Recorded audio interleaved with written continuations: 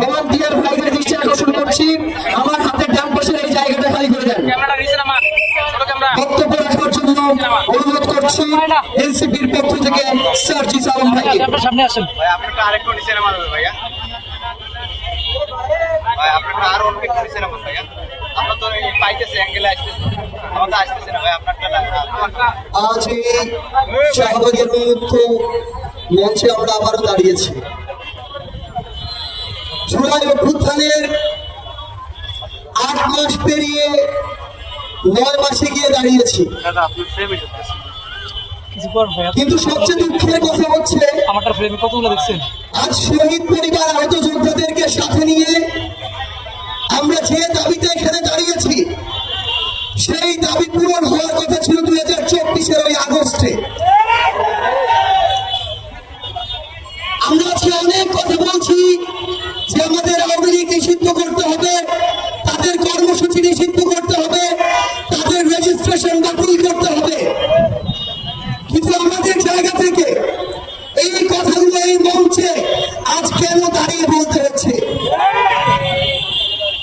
আজকে যদি আমরা এর পিছনের সরাসরি কারণগুলো দেখি, আমাদেরকে এই আওয়ামী লীগ নিষিদ্ধ না করার জন্য বিভিন্ন মহল কি কি কারণ দেখাচ্ছে, বার্তা দেখাচ্ছে। তারা আমাদেরকে শোনায় যে বহির্বিশ্বে তাদের ইমেজ ক্ষুণ্ণ হতে পারে। ওই স্টেক হোল্ডার, ওই কথা কথিত বিভিন্ন মহলকে আমরা বলতে চাই, বিগত 16 বছরে যখন পিলখানার হত্যাকাণ্ড হয়, যখন সাপড়ার হত্যাকাণ্ড হয়, যখন শাহবাগে যাত্রাবাড়িতে শনি রাখায় উত্তরের হত্যাকাণ্ড হয়, তখন এই বহির্বিশ্ব কোথায় ছিল? তারা আমাদেরকে ওই পশ্চিমাদেরকে দৃষ্টিভঙ্গি দেখায়। ওই পশ্চিমাদের দৃষ্টিভঙ্গি কোথায় ছিল যখন হেলিকপ্টার থেকে গুলি করে আমাদের ছোট্ট শিশুদেরকে হত্যা করা হয়েছে?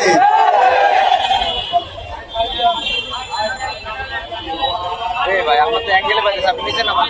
এটা তো পায়ের চেয়ে আপনারটা অর্ধেক আসতেছে, জানেন? এই যে এখন এখন একটু ঠিক আছে।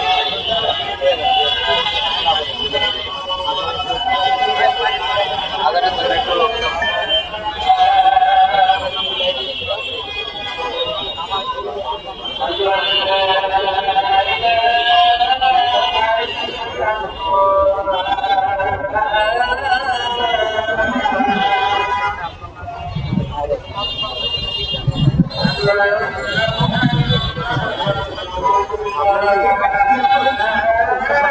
জীবন দেব